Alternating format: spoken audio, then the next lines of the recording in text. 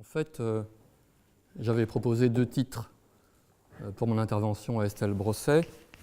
L'un était « Droit de l'Union et forme de vie » et l'autre est le titre qui a été choisi, « Le droit de l'Union européenne comme mode de vie ». Et c'est Estelle Brosset qui a choisi. À mon avis, elle a fait le bon choix parce que forme de vie, c'est une locution qui peut paraître un peu énigmatique, un peu opaque. Il reste que le titre qui a été choisi, le droit de l'Union comme mode de vie, a lui aussi son ambiguïté.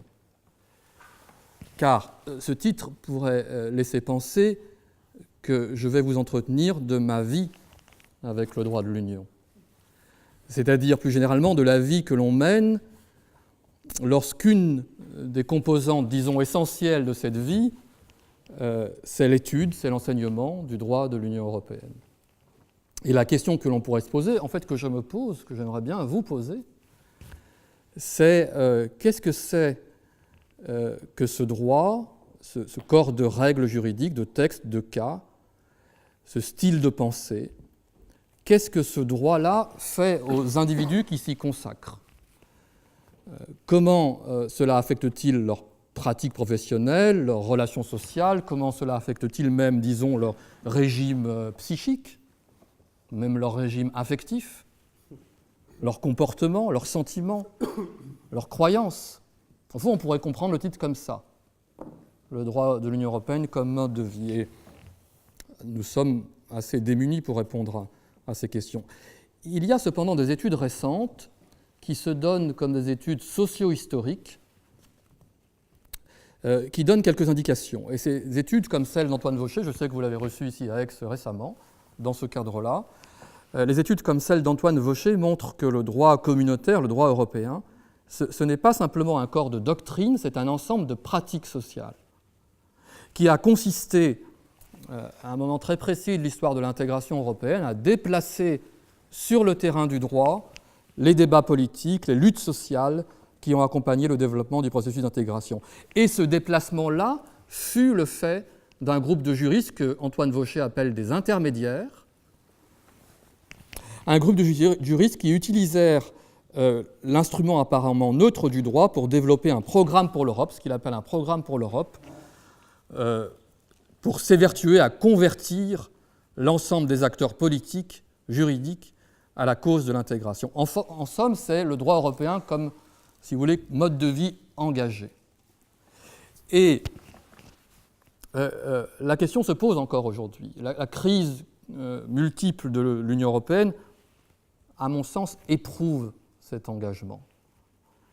Au fond, la question qu'il faudrait poser, ou qu'il faudrait se poser sur le plan existentiel aujourd'hui, pour nous, juristes européens ou scientifiques consacrés à l'étude de l'Europe, c'est où en sommes-nous aujourd'hui? Où en sommes-nous, juristes européens, dépositaires de cet héritage d'engagement, de ce programme, de ces idées, de ces croyances qui ont structuré le processus d'intégration? La crise, je dis, c'est une épreuve pour nos connaissances, ce qui la rend stimulante d'un point de vue scientifique, mais c'est aussi une épreuve pour nos croyances. Voilà la question qui nous concernerait, voilà une manière de comprendre le titre. Mais je vais élargir la question, et la question que je voudrais poser maintenant sous ce titre a une portée beaucoup plus large. Elle concerne ce qui apparaît de plus en plus explicitement dans les discours sur l'Europe, dans les études européennes, à savoir une description de l'intégration européenne comme un projet, comme un problème existentiel qui engage la vie des Européens et pas simplement la vie de ceux qui se consacrent aux études européennes. C'est peut-être ce que nous héritons de plus profond de la crise, la transformation du cadre d'analyse de l'Union européenne, qui ne peut plus être présenté simplement comme un pouvoir ou comme un marché, mais qui doit être étudié en termes existentiels. C'est ce qui résulte, par exemple, du discours de Jean-Claude Juncker, le président de la Commission, son discours sur l'état de l'Union de septembre dernier, où il appelle à une Europe qui protège, et je cite, une Europe qui préserve notre mode de vie.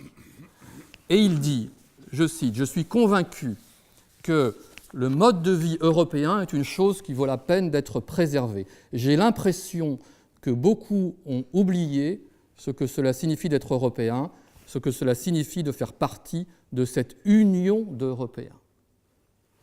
Donc la question de l'appartenance à l'Union, que nous avons eu l'habitude de poser en termes institutionnels. Qu'est-ce que ça veut dire pour un État de faire partie de cet ensemble commun qui est l'Union européenne ? Qu'est-ce que c'est que cette appartenance qui n'est pas simplement le fait d'une interdépendance ? Cette question qu'on a l'habitude de poser en termes institutionnels, à présent, dans la période critique que nous vivons, est à poser en termes existentiels. Qu'avons-nous en commun, nous, Européens ? Qu'est-ce qui lie les Européens ? Et qui ne soit pas simplement des peurs partagées, des sentiments négatifs, la peur du terrorisme, la peur du changement climatique, qui ne soit pas simplement des références à des valeurs vagues. Qu'est-ce qui lie les Européens ? Voilà un champ d'étude. Et moi, je propose de mener l'enquête sur le terrain du droit. Je propose de prendre au sérieux l'idée que le droit de l'Union est indissociable de mode d'existence et de mode de coexistence. Au fond, que le droit de l'Union européenne véhicule toute une gamme de pratiques de socialisation, de dispositions individuelles, cognitives, morales, de croyances. Je propose de considérer que le droit de l'Union européenne s'étend à tous les domaines de ce que la Cour constitutionnelle allemande appelle, d'ailleurs pour le regretter, l'organisation sociale des circonstances de la vie. La famille, la santé, l'éducation, l'immigration, l'environnement, le domaine pénal. Et non seulement que le droit de l'Union européenne s'étend à toutes ces sphères d'activité, mais que toutes ces sphères d'activité ne sont pas simplement pour le droit de l'Union des objets de régulation, des objets de gestion, mais que ce sont des lieux d'existence, que ce sont des lieux d'intégration sociale qui disposent de leur propre système de valeurs. Donc l'hypothèse que je soumets, c'est celle-ci, c'est celle d'un droit de l'Union européenne qui a une dimension existentielle tout autant qu'une dimension fonctionnelle de régulation. C'est celle d'un droit de l'Union européenne conçu comme un système social, culturel, dont découlent certains modes d'existence individuelle, sociale, tout autant qu'un système de régulation des activités économiques et sociales orientées vers l'établissement du marché intérieur ou vers des objectifs de politique publique. Maintenant, je voudrais exposer brièvement, c'est ça que je voudrais faire avec vous, les grandes étapes du cheminement qui me conduit à cette hypothèse. Et je précise que c'est un cheminement en cours, on pourrait dire un cheminement en marche, si vous voulez, qui n'a pas encore livré toutes ses conclusions, loin de là, et qui consiste essentiellement, sur le plan méthodologique, à mettre en rapport des analyses juridiques sur le droit européen et des lectures faites en dehors du droit, dans le champ des sciences sociales, dans le champ de la philosophie. Pour établir mon hypothèse, je pars de loin. Voilà la première étape.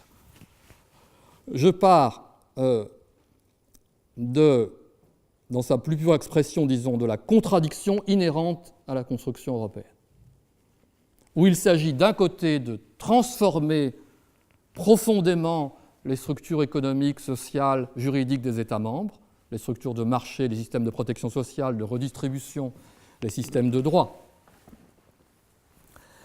tout en se reposant, de l'autre côté, sur ces structures, sur leur légitimité, tout en ne cessant de dépendre de ces structures pour l'accès des individus au bien commun, pour assurer l'efficacité des objectifs de l'intégration. Voilà la contradiction, c'est une contradiction constitutive que les juristes, et singulièrement l'un d'entre eux, Pierre Pescator, dans les années 70, ont proposé de surmonter en concevant l'union, là je cite Pierre Pescator, en fait c'est une entreprise pour surmonter les contradictions de l'intégration dont il était conscient, de concevoir l'union comme une idée d'ordre, vous connaissez cette citation sans doute, une idée d'ordre à laquelle les participants sont disposés à subordonner leurs intérêts et leur hiérarchie nationale de valeurs. Autrement dit, l'intégration très tôt, ce n'est pas simplement l'application de normes prescrites par les autorités européennes. L'intégration, c'est entrer dans un ordre. C'est faire advenir une réalité socio-économique, un état de choses possible, qui est comme le doublet, qui est comme la duplication des ordres économiques, juridiques, sociaux existants qui ont leur siège dans les États-nations. Et pour rendre crédible cela, pour rendre crédible l'advenue de cet état possible de réalité, il a fallu mettre en place tout un système institutionnel, tout un système normatif, mais aussi, voilà mon point, ce qu'on peut appeler un nouveau régime d'existence des Européens, et qui repose sur deux opérations essentielles. La première opération, que vous connaissez sous un autre nom, c'est une opération de potentialisation à travers l'octroi de droits subjectifs aux individus, de capacité d'action aux individus. Bon, ça commence avec l'arrêt Van Renen-Loos en 1963. La seconde opération, c'est une opération de reclassification des individus à travers la qualification de ces individus en fonction de leur place, en fonction de la place qu'ils occupent dans le projet d'intégration, de la place qu'ils occupent dans la construction du marché intérieur, du marché commun à l'époque. Voilà le travail. C'est un travail qui a été mené par le droit, essentiellement par la Cour de justice des communautés européennes, et c'est un travail qui a donné lieu à la confection de types d'individualité, à l'assignation de rôles pour les individus dans des contextes précis. Comme vous le savez, le droit de l'Union multiplie les catégories qui correspondent à des rôles sociaux, le travailleur, l'employeur, le patient, l'étudiant, etc. La figure peut-être la plus emblématique de cette construction existentielle, pour moi, c'est celle du consommateur, pour des raisons sur lesquelles on peut revenir d'ailleurs dans la discussion. C'est une figure centrale, celle du consommateur, à laquelle le droit européen associe, si on y regarde de près, une théorie de l'agent, une théorie du sujet, et une théorie assez complexe de l'individu du sujet. Je veux dire, dans la construction du consommateur, il y a, comme vous le savez, la capacité de s'organiser, de s'émanciper des préférences locales ou nationales, de développer des relations au-delà des frontières nationales, au-delà des frontières des marchés nationaux. Il y a en même temps, dans la construction de la catégorie du consommateur, la disposition à être façonné par des habitudes de consommation et à changer d'habitude sous l'effet d'une action politique venue de l'Union européenne, une forme, si vous voulez, à côté de l'émancipation, une forme d'aliénation, d'assujettissement, il y a ça aussi. Et puis, il y a enfin un certain caractère de vulnérabilité reconnu aux consommateurs à l'égard des forces économiques sur le marché dans certaines situations. Donc il y a une théorie du sujet, si vous voulez. Et d'ailleurs, derrière cette théorie du sujet, si on va plus loin, il y a une théorie de la société. La société comme fondée sur les échanges, où les places peuvent être échangées d'ailleurs. Et il y a une théorie politique, il y a une théorie institutionnelle, la reconnaissance mutuelle par exemple. Une forme, Calypso Nicolaïdis de Oxford dirait une forme de démoïcratie.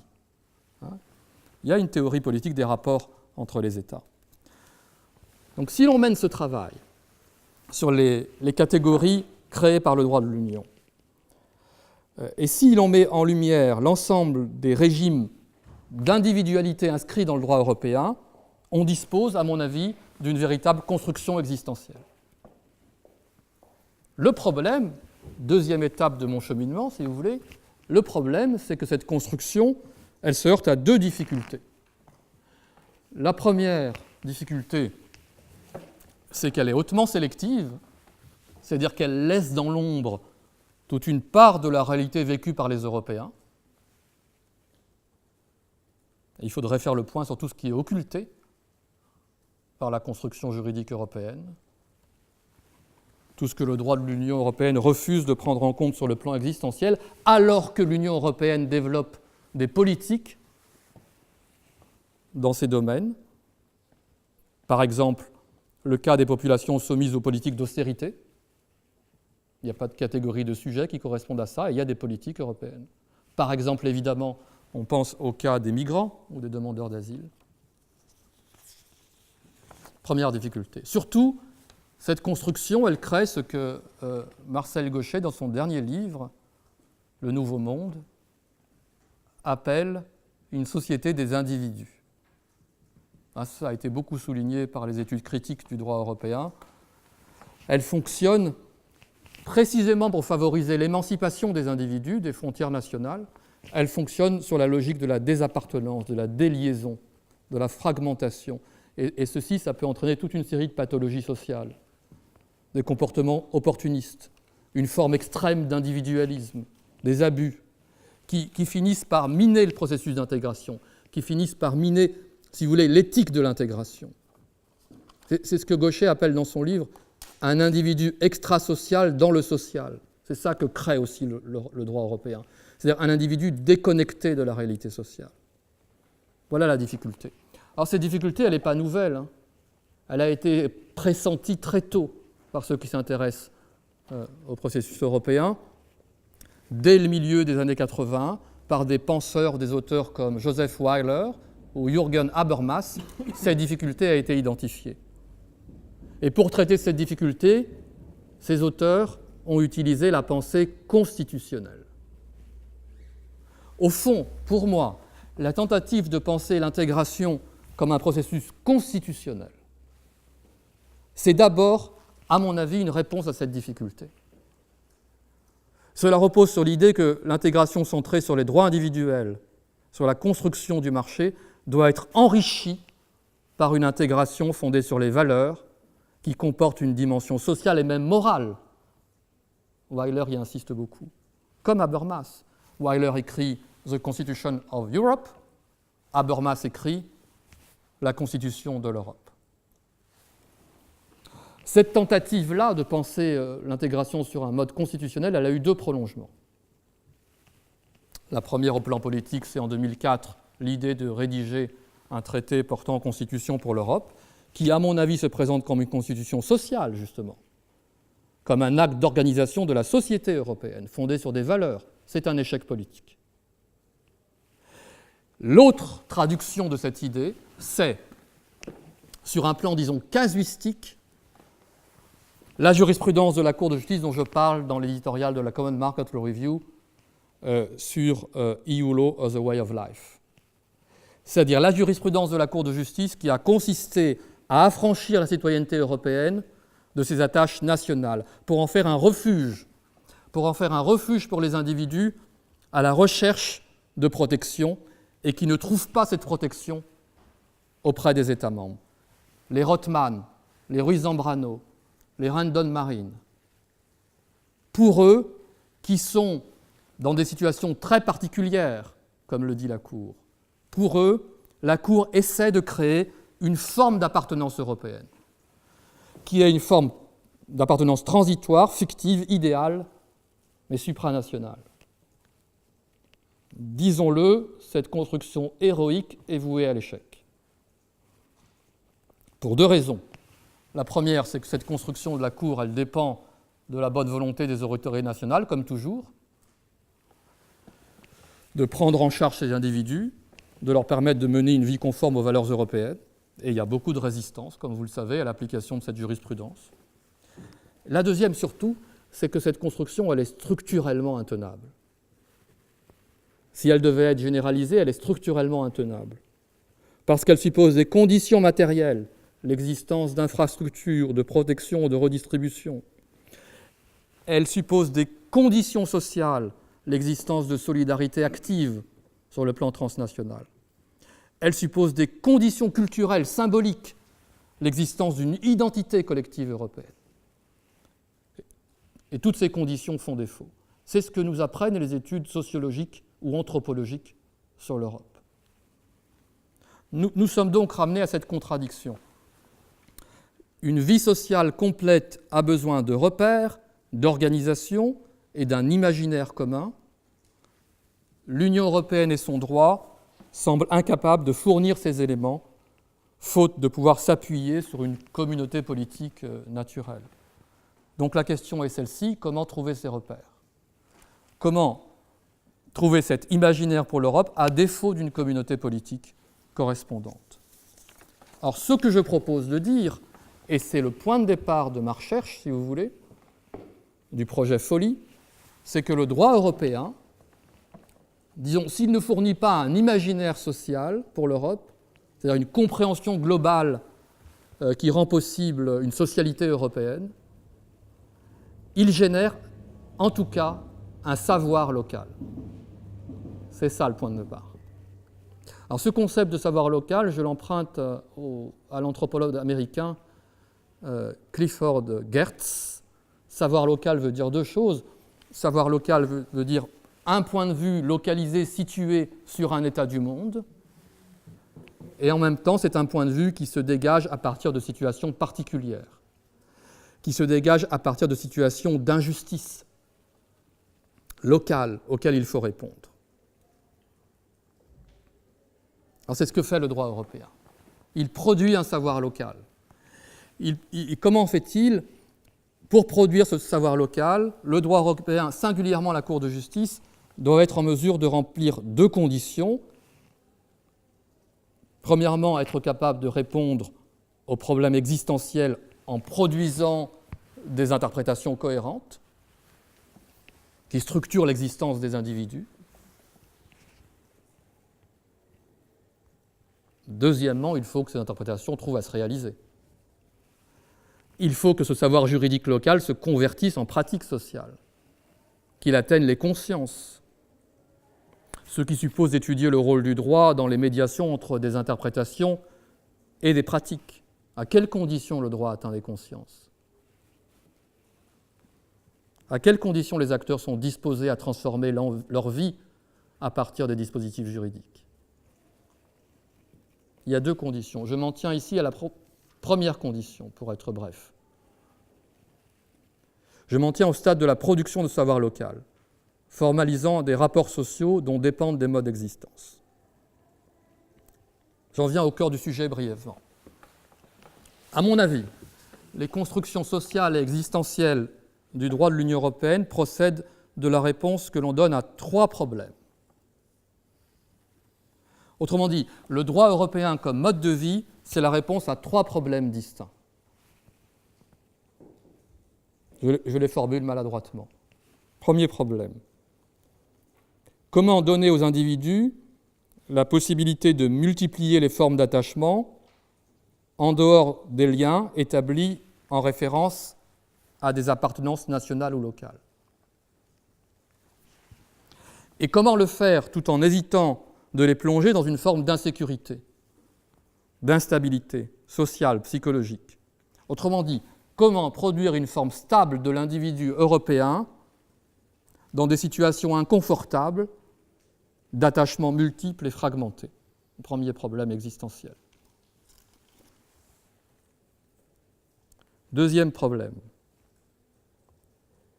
Comment permettre, et qui sont suscités à partir de cas évidemment, comment permettre aux Européens, aux individus de s'intégrer socialement dans des sociétés qui ne sont pas les leurs, alors que les capacités d'intégration des États sont limitées et qu'elles sont en outre réparties territorialement? Comment penser une intégration sociale transnationale? Et puis, troisième problème, comment permettre aux individus de développer une identité propre, une forme de vie propre, sur leur fondement de leurs relations sociales européennes,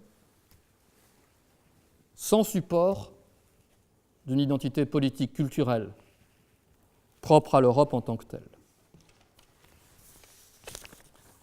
Voilà les problèmes tels qu'ils sont suscités par les cas, tels qu'ils se posent au droit européen du point de vue existentiel. Si j'en ai le temps, je voudrais donner brièvement une idée des ressources dont dispose le droit de l'Union pour résoudre ces questions, à partir de quelques cas Ces ressources, vous comprenez, ce sont essentiellement des ressources d'interprétation, des ressources conceptuelles. Le droit de l'Union, la Constitution crée des concepts, des formes de raisonnement, des techniques pour traiter ces problèmes existentiels, sociaux. Prenons la première question, celle des attachements. Il y a dans le droit de l'Union européenne des concepts qui permettent de développer une description élargie, aiguisée de certaines situations de vie. De voir des éléments du contexte que l'analyse classique en termes de droit subjectif, en termes de catégorie, ne permet pas de voir. C'est là-dessus que je veux attirer l'attention. L'un de ces concepts, qui joue un rôle de plus en plus important dans la jurisprudence de la Cour, c'est celui de dépendance. Ce concept, on le trouve dans de nombreux arrêts de la Cour de justice, dans différents domaines du droit de l'Union européenne, et notamment, on le trouve dans le premier grand arrêt en matière de citoyenneté européenne, dans l'arrêt Bombast de 2002, qui fait de la citoyenneté européenne un régime de droit subjectif, justement, directement invocable, et non plus simplement une référence vague, et non pas simplement un programme législatif. Alors, dans l'arrêt Bombast de 2002, vous vous souvenez, il y a trois problèmes, il y a trois cas. Il y a trois constructions qui se juxtaposent, qui correspondent au cas des trois acteurs concernés. Monsieur Bombast, le père de famille, ressortissant allemand, résident au Royaume-Uni, à qui est reconnu un droit de résidence au Royaume-Uni en sa qualité de citoyen de l'Union, parce qu'il satisfait les conditions du droit de résidence. On lui attribue des droits subjectifs. Les enfants de M. Bombast, Maria, Idonella, qui bénéficient du régime sophistiqué en matière de libre circulation des travailleurs, en vertu duquel les enfants d'un travailleur migrant doivent pouvoir s'intégrer socialement dans l'état d'accueil et d'ailleurs accomplir des études, même si le père a cessé de travailler, même si le père n'a plus formellement la qualité de travailleur migrant. C'est une condition de réalisation du marché intérieur. Et puis voilà, il y a le cas de la mère. Il y a le cas de la mère qui est colombienne et qui est séparée de M. Bombast. Alors, pour rester au Royaume-Uni, elle ne peut pas se fonder sur les droits dérivés de ceux de son mari, citoyen européen, dans la mesure où ils ont divorcé, où ils sont séparés.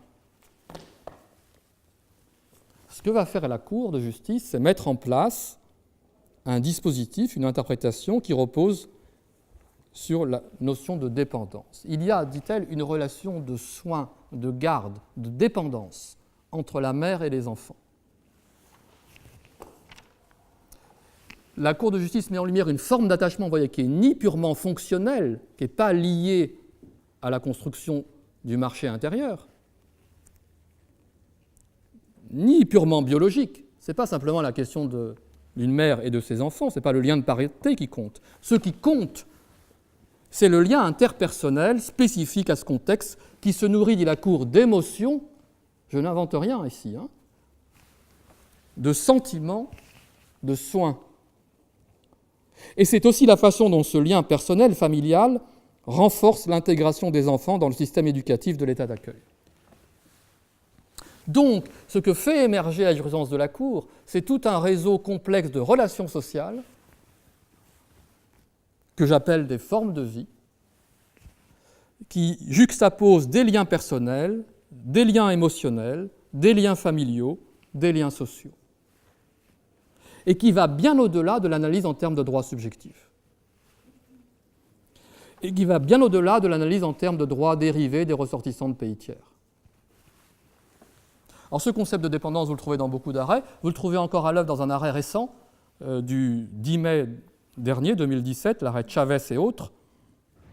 Ce sont différents cas de mères ressortissantes de pays tiers, demandant le séjour et l'aide sociale aux Pays-Bas, alors qu'elles sont séparées du père de leurs enfants, pères qui sont des ressortissants néerlandais. Là encore, joue ce concept très riche de dépendance. C'est donc une construction, pour aller vite, existentielle à partir de ce concept que parvient à établir la Cour de justice. En fait, elle parvient à établir un cadre sécurisé pour des vies éclatées. Cette construction, elle pose des problèmes. D'abord parce qu'elle est très marquée culturellement, vous l'aurez noté. Elle repose sur une conception assez traditionnelle de la bonne mère, de la mère qui s'occupe bien de ses enfants. Elle est passible d'une analyse en termes critiques. Une conception assez classique, traditionnelle, de ce qu'est une mère. Et puis cette construction, surtout, elle est politiquement risquée. Parce que, en faisant intervenir les besoins existentiels, les émotions, elle risque de favoriser des formes d'existence motivées par la seule idée du développement personnel, pour prendre un terme de la jurisprudence de la Cour européenne des droits de l'homme. Par le libre choix subjectif de choisir son lien de rattachement, sans considération des capacités de tolérance de la société d'accueil. C'est le piège classique de l'autonomie, si vous voulez, qui peut conduire à des excès, à des abus. Alors, ce que je dis, c'est que dans la jurisprudence, on voit que la Cour se débat avec cela. Elle se débat avec la question des limites de l'autonomie. Je suis plus bref sur les deux autres problèmes que j'ai énoncés. Deuxième problème, le problème des capacités d'intégration en contexte transnational. Problème d'organisation, si vous voulez, plus simplement de relations interpersonnelles. Alors qu'on connaît bien en matière de protection sociale, qu'on connaît bien en matière de santé, mais aussi en matière d'éducation, ou même d'ordre public. Alors ici, c'est bien connu, pour élargir les capacités d'intégration sans remettre en cause les structures nationales d'intégration, la Cour développe ce que moi j'appelle une technique d'équité. C'est-à-dire qu'elle fait intervenir dans un contexte fonctionnel de gestion de ressources, la santé, la protection sociale, prenons la santé, dans un contexte fonctionnel dominé par des considérations comptables, logistiques, politiques, la Cour fait intervenir ceci, une exigence de prise en compte de la situation individuelle concernée. C'est ça que j'appelle l'équité. On le voit bien, on le sait bien dans le cas des patients transfrontaliers. Or, l'insertion de cette exigence anodine d'équité, elle a des effets institutionnels majeurs. Elle suppose tout un ensemble de procédures de coordination entre les États, un ajustement mutuel des standards en matière médicale, et même une transformation des équipements hospitaliers, etc. Et surtout, elle a un effet d'intégration sociale, c'est ça qui m'intéresse. Elle a un effet d'intégration sociale parce qu'elle crée, par là, une forme stable qui associe un individu et un ensemble d'institutions. Les autorités de l'état d'affiliation, l'établissement hospitalier dans l'état d'accueil. Et elle le fait, elle crée cette association individu-institution en fonction de critères objectifs. Ici, le besoin de traitement médical. Des critères qui sont tirés du domaine considéré, ici la santé. Une forme de justice locale, si vous voulez, elle crée.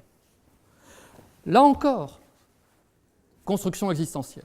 Mais là encore, il ne faut pas occulter les difficultés que pose cette construction. D'une part, cette construction, on le sait bien, elle est susceptible de créer des effets de concurrence entre les systèmes de protection en Europe. Et d'autre part, je dirais, vous le savez bien, que cette construction, elle ne bénéficie pas à tous. Il y a des exclus, il y a des évincés de l'intégration sociale transnationale. Je dis, l'exigence d'évaluation individuelle, de prise en compte de la situation individuelle, c'est un très bon marqueur pour tester les limites de l'intégration européenne. Les limites de la socialité européenne.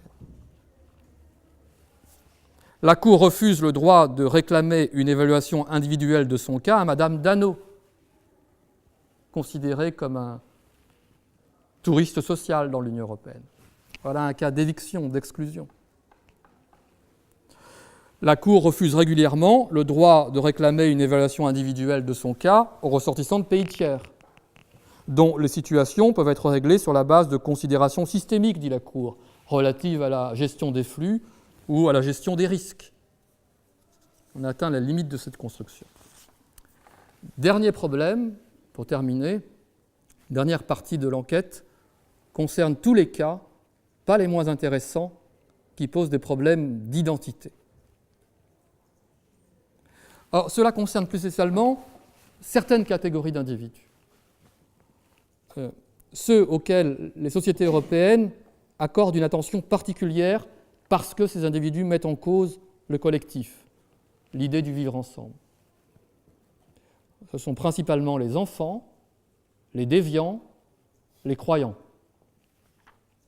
Pour eux, pour les enfants, pour les criminels, pour ceux qui pratiquent ont une pratique religieuse, pour eux, la tentation est de considérer que les trajectoires de vie doivent se conformer avec un mode de vie défini nationalement et qui n'est pas négociable.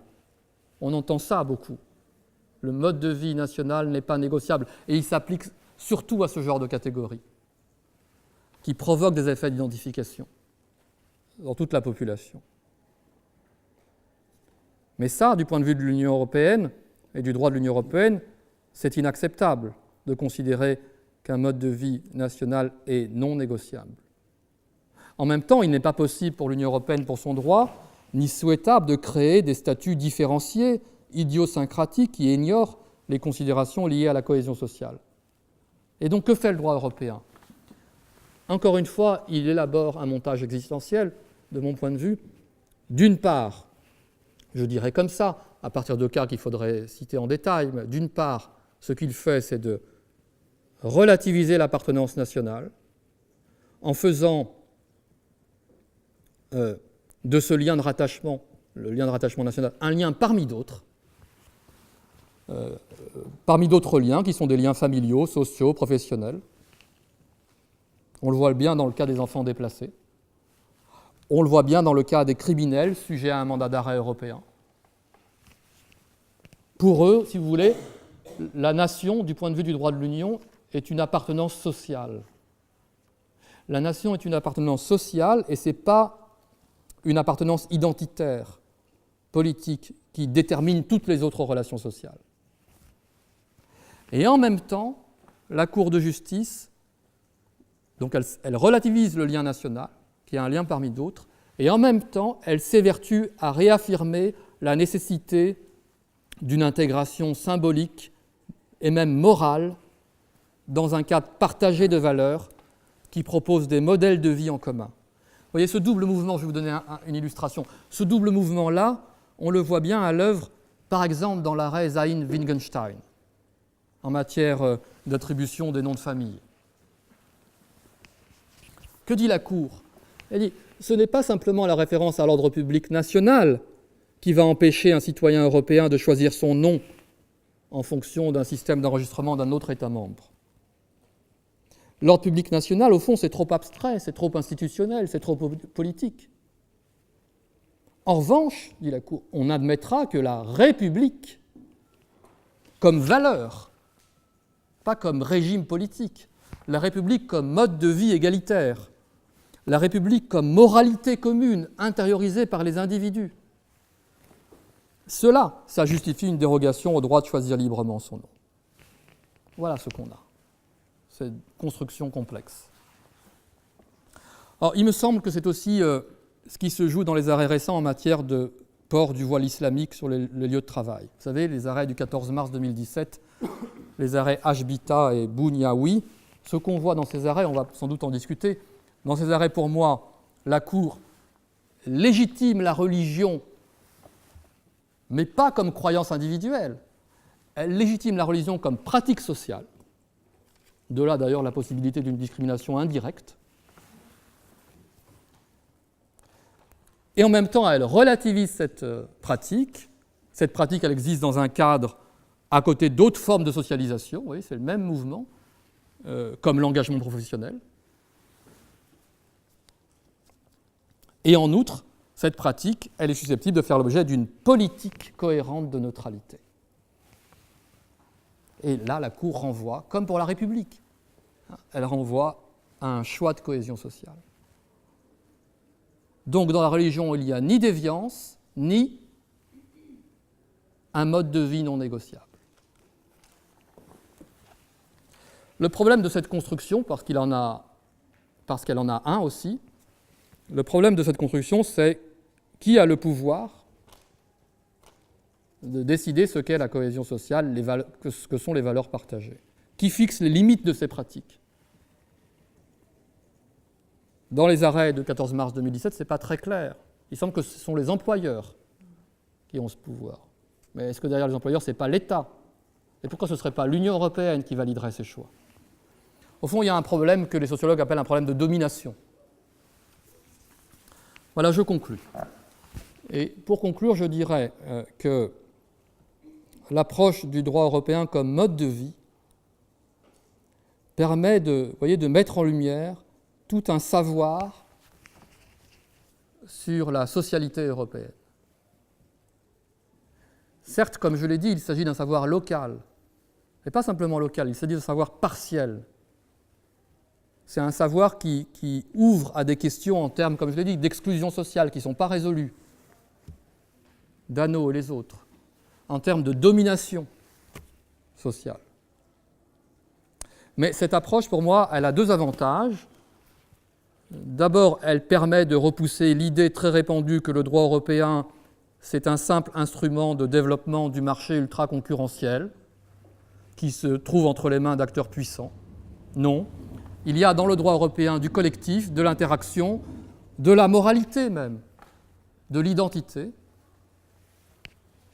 Et en outre, cette approche permet de commencer à réfléchir, à partir des questions que j'ai posées, à la dimension existentielle de l'intégration européenne et de le faire à partir d'un savoir que l'on maîtrise, à partir d'un savoir un peu structuré. Voilà, je vous remercie pour votre attention et j'espère qu'à partir de là, on pourra avoir une riche discussion.